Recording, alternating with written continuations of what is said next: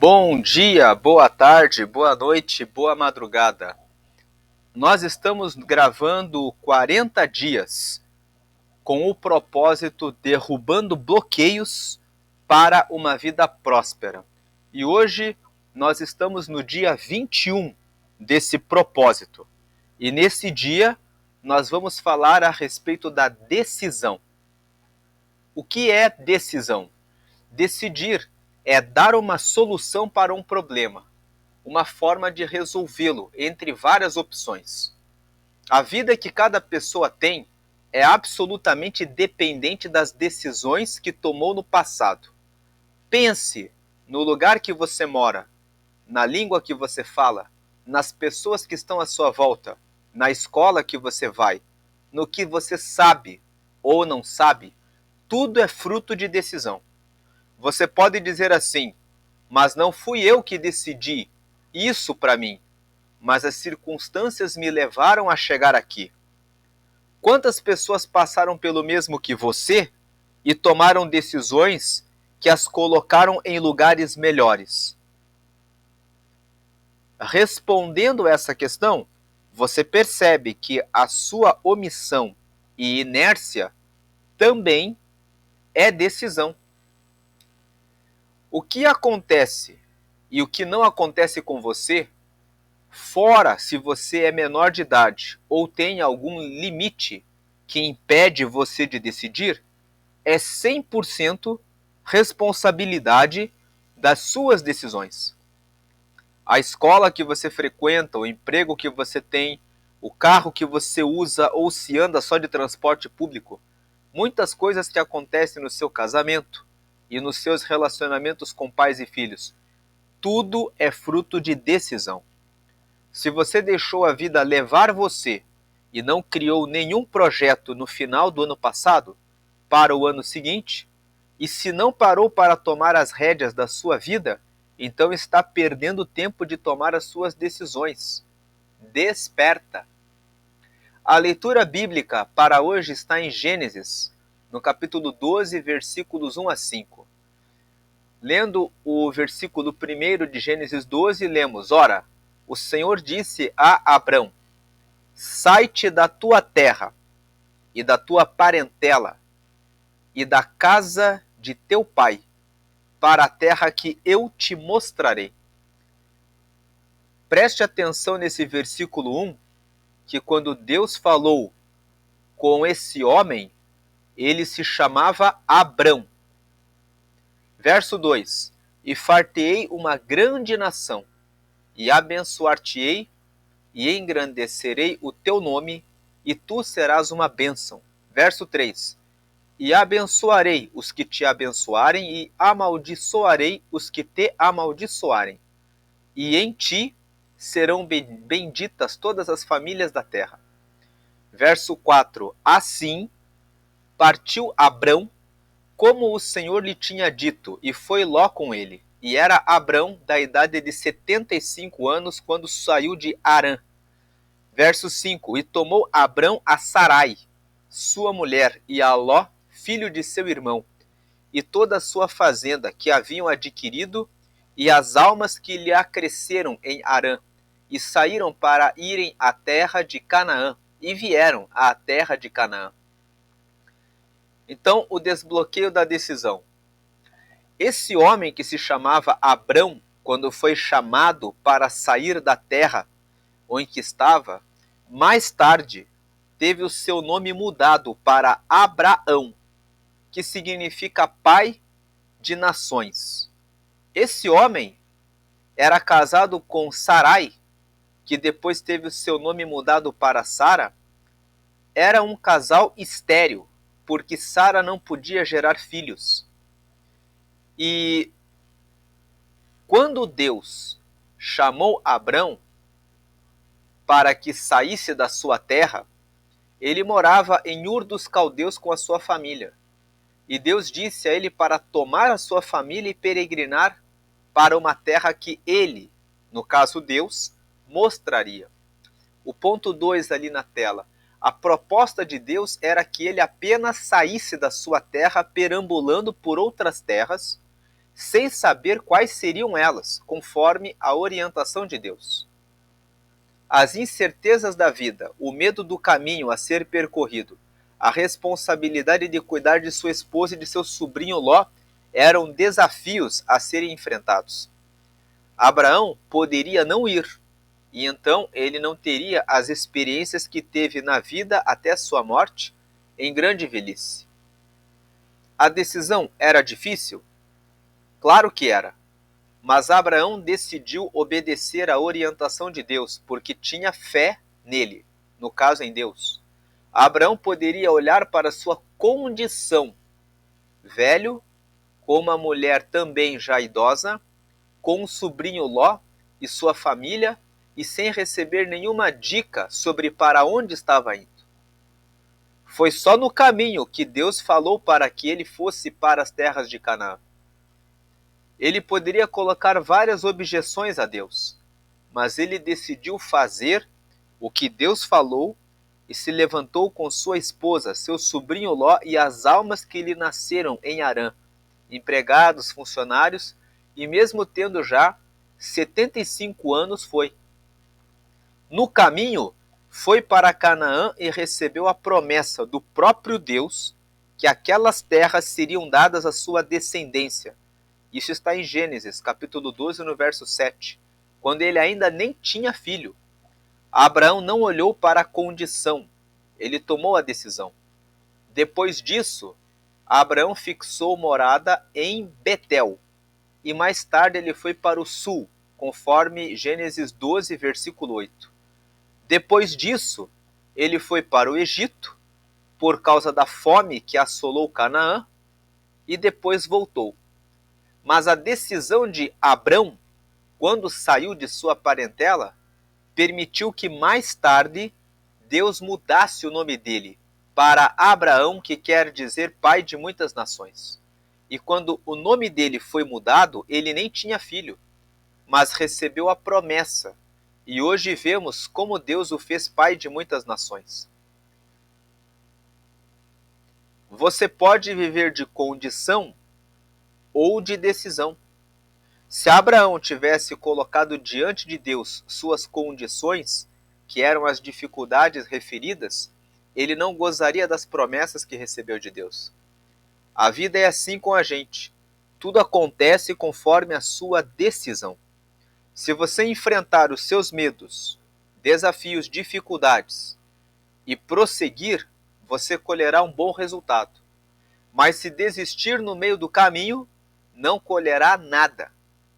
Em uma luta de boxe, o perdedor recebe metade do prêmio e o vencedor o prêmio inteiro. Mas o desistente não recebe nada. Isso acontece com você também na vida. O desistente não aprende nada, porque não acreditou em si mesmo.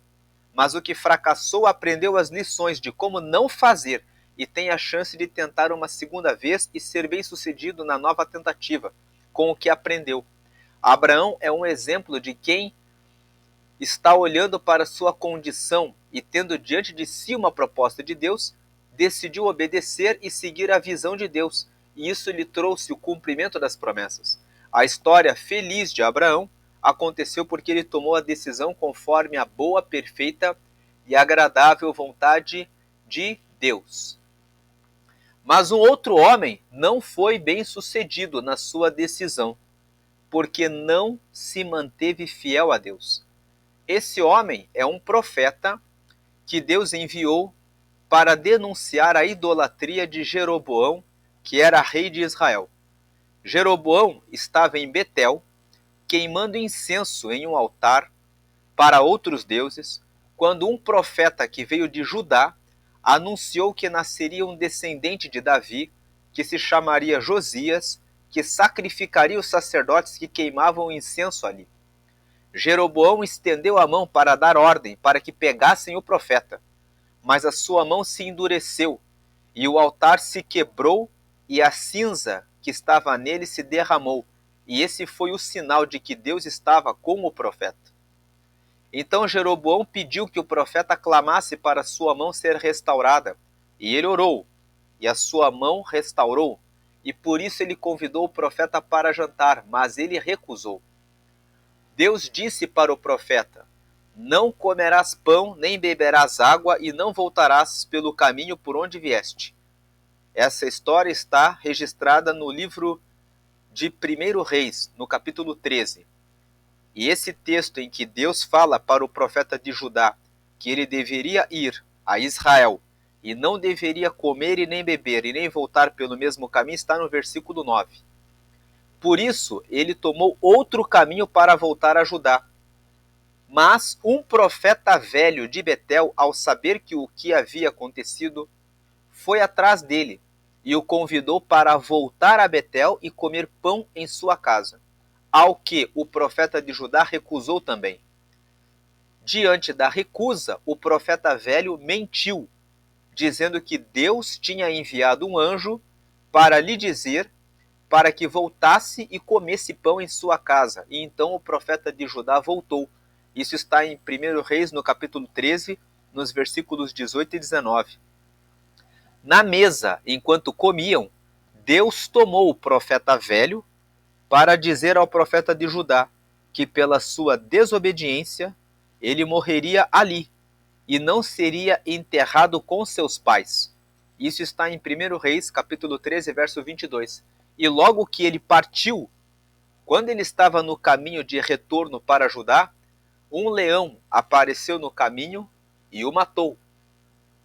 Esse leão representa o próprio Senhor, que é identificado como leão da tribo de Judá, em Apocalipse, capítulo 5, versículo 5. Que o matou, mas não despedaçou o cadáver, conforme o registro de 1 Reis 13, versículo 24. Alguns dias depois, alguns homens viram o cadáver e informaram ao profeta velho que recolheu seu corpo e o enterrou no seu próprio sepulcro. E após chorá-lo e enterrá-lo, pediu a seus filhos que, quando ele morresse, o seu corpo fosse sepultado na mesma sepultura. Isso está no mesmo capítulo 13 de 1 Reis, nos versículos 29, 30 e 31. A história do profeta de Judá e do profeta velho mostra que muitas vezes você vai se sentir tocado a decidir para agradar alguém, quando já sabe qual é a melhor decisão para você, e isso lhe custará a vida. É assim quando a pessoa leva um casamento à frente, sabendo, quando ainda está na fase de namoro, que a pessoa não é a pessoa correta. E é assim quando negocia com quem já foi desonesto anteriormente. Quantas vezes a vida já revela claramente o caminho da destruição? E quantas vezes Deus já falou com você sobre o caminho que quer que você corra e você, por razões próprias, faz exatamente o que não deve?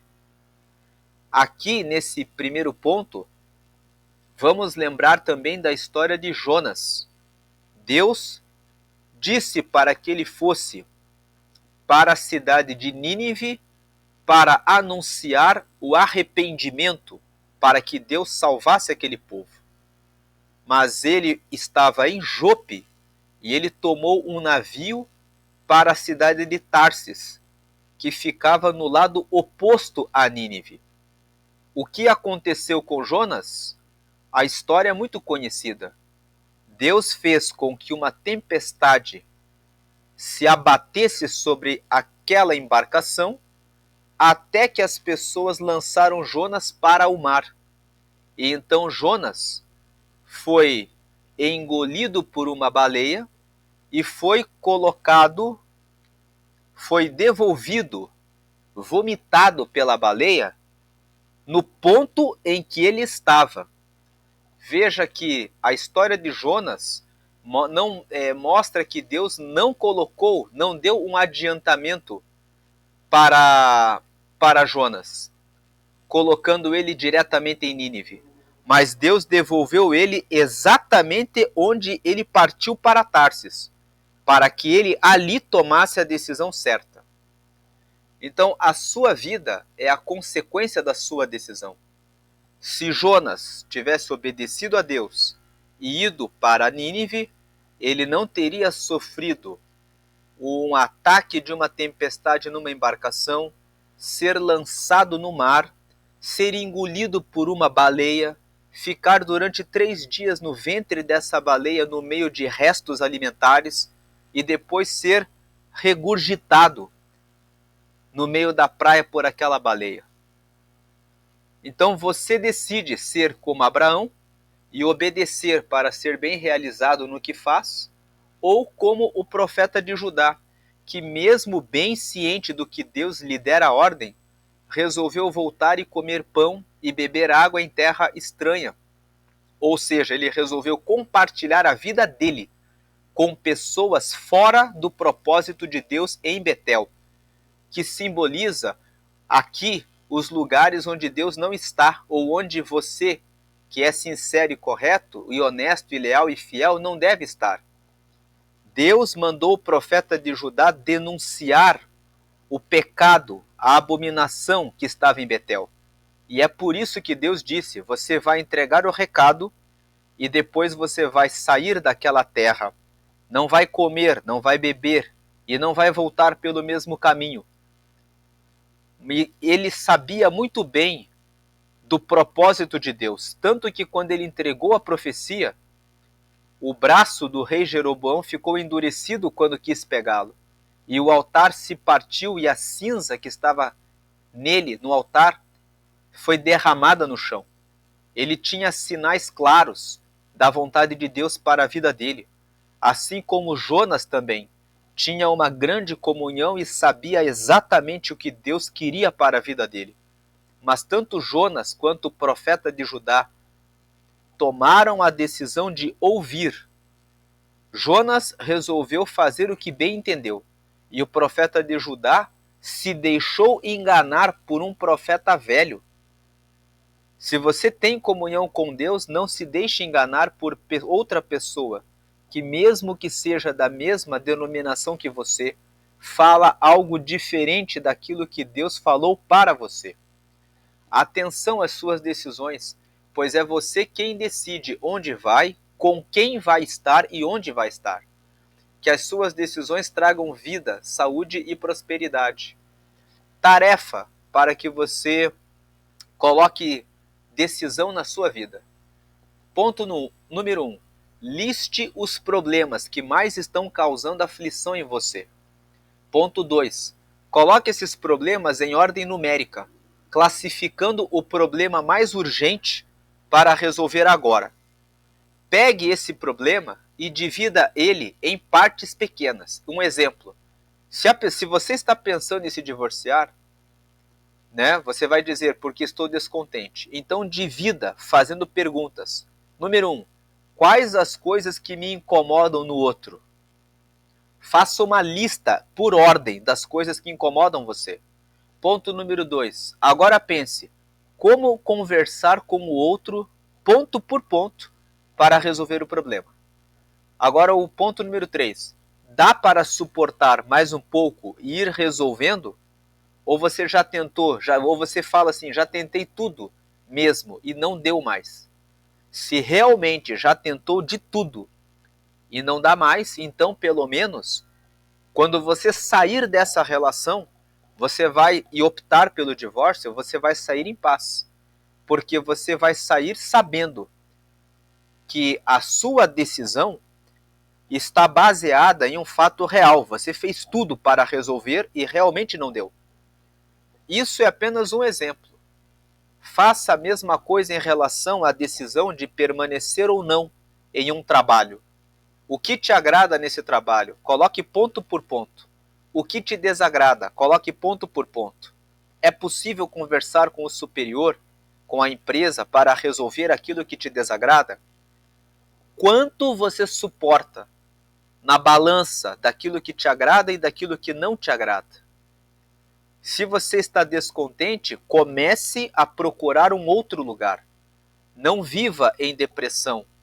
Não viva como aquelas pessoas que ficam se arrastando pela vida dizendo: é o único trabalho que eu tenho, essa é a minha condição, essa é a circunstância da minha vida. Você pode mudar essa realidade estudando, procurando outros cursos, procurando um outro trabalho, procurando algo diferente que agrade você, para que você tenha uma vida feliz. Com relação à igreja, talvez a comunidade que você está já não agrada mais a você. Então procure visitar outras igrejas, procure fazer novas amizades, procure verificar como resolver a situação. Talvez você está há muito tempo tomando medicamentos acorrentado em uma depressão. O que eu devo fazer para sair dessa situação? Preciso começar a caminhar, preciso procurar outras pessoas, preciso colocar um sorriso e dizer para mim mesmo: eu estou abençoado. Saiba que as decisões que você toma são capazes de dar comandos ao seu cérebro. Existem estudos que mostram que uma pessoa que está em depressão e que força um sorriso e começa e se levanta e diz: eu estou feliz, e começa a sair para caminhar, mesmo que de maneira forçada, fingindo que está vivendo feliz, depois de um certo tempo faz com que o cérebro comece a reagir. Isso gera um comando no cérebro para que ele reaja. Então você pode praticar essas atividades concretas para superar a depressão. Faça isso com problema por problema e vá tomando decisão por decisão. A conclusão: a decisão é uma chave fundamental para ter uma vida próspera. A boa decisão na organização de sua agenda, leitura da Bíblia e oração, a escolha do marido, da esposa, a escolha da profissão, a escolha do que fazer para ganhar o seu sustento, a escolha da cidade onde você vai morar. Tem gente que mora em cidade fria e se sente mais confortável em lugar quente, e vice-versa. A escolha da escola em que vai matricular seus filhos, a escolha em candidatos em que você vota. Toda decisão importa em consequência na sua vida. Por isso, você precisa estar sempre em evolução, estudando, estabelecendo conexões com pessoas que gostam de conhecer e saber das coisas para poder decidir melhor e ter uma vida próspera. Então, siga o exemplo de Abraão. Decida conforme a revelação, a direção, a orientação que vem de Deus. Peça a Ele, em oração e na leitura bíblica, a direção que você deve tomar em cada um dos pontos da sua vida. Quando você estiver tomando decisão, procure se cercar de pessoas que tenham bons resultados, maturidade e experiência que possam lhe ajudar na tomada das decisões. Com relação a tudo na sua vida, não viva de condição. Não diga: estou nessa situação e não tenho o que fazer. Sempre existe algo que você pode fazer para mudar a condição, para alcançar o resultado melhor. Isso depende da sua decisão. Essa é a chave de hoje.